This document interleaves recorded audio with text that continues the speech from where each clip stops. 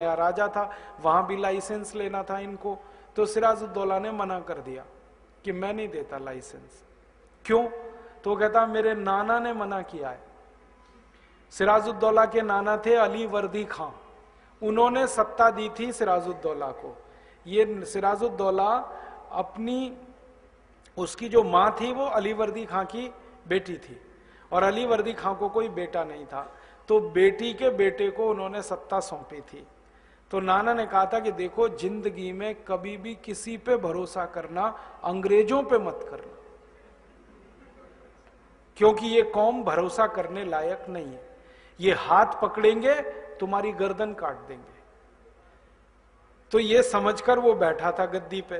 तो जब अंग्रेज आया, रॉबर्ट क्लाइव उसके सामने, तो उसने तुरंत मना कर दिया कि मैं तो लाइसेंस नहीं दूंगा, मेरे नाना ने मना किया। तो ये बोला रॉबर्ट क्लाइव कि अच्छा, तुम लाइसेंस नहीं दोगे तो हम तुम्हारे राज्य पे हमला करेंगे। तो इसने कहा हमले को मैं सामना करूंगा, लाइसेंस नहीं दूंगा, तुम तैयारी कर लो। तो युद्ध की तैयारी हुई, तारीख तय हो गई, 23 जून 1757 को युद्ध होगा। एक तरफ रॉबर्ट क्लाइव लड़ेगा, दूसरी तरफ सिराजुद्दौला लड़ेगा। तो सिराजुद्दौला ने पता कराया कि रॉबर्ट क्लाइव के पास सैनिक कितने हैं। तो उसका दूत गया और ढूंढ के आया, तो कहने लगा 350 सैनिक हैं कुल। तो सिराजुद्दौला ने कहा ये तो 20 मिनट में मारे जाएंगे।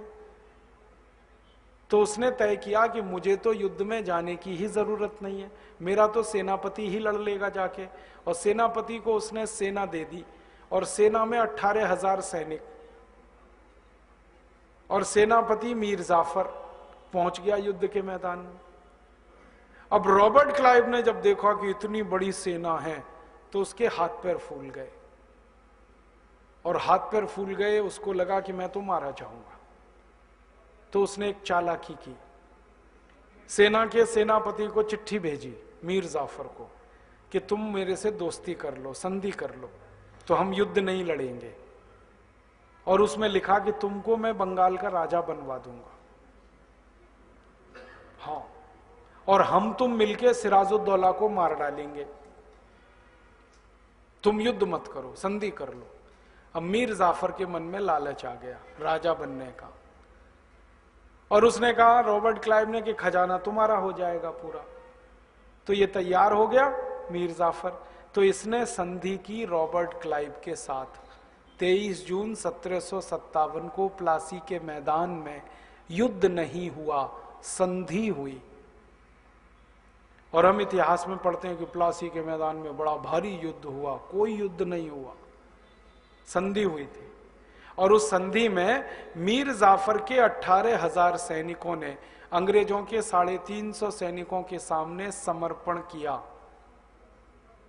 सिर्फ एक लालच में कि कुर्सी मिलेगी मीर जाफर को।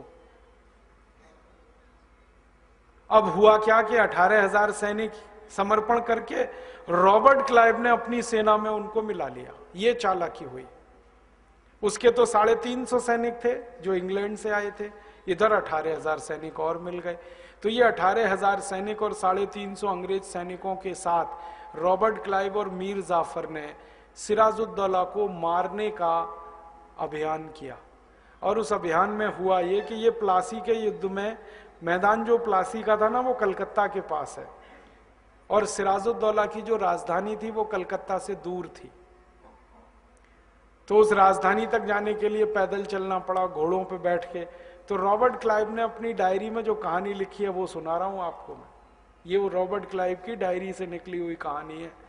उसमें वो लिख रहा है कि मैंने जब मीर जाफर को संधि में फंसा लिया और मीर जाफर आसानी से फंस गया, तो मुझे लगा कि अब तो बंगाल मेरा हो जाएगा, तो बंगाल के राजा को मारना है बस, सिराजुद्दौला को।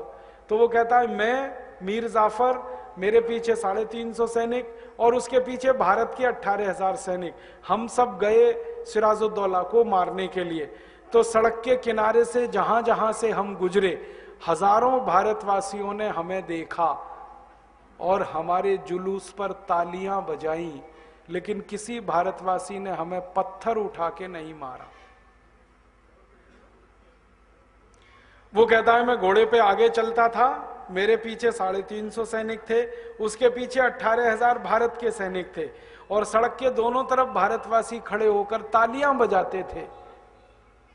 मेरे ऊपर अगर किसी भी एक भारतवासी ने पत्थर उठा के मारा होता और सैकड़ों भारतवासियों ने उसका अनुकरण किया होता पत्थर मारने का, तो हम तो उसी दिन मर जाते और भारत का इतिहास तो कुछ और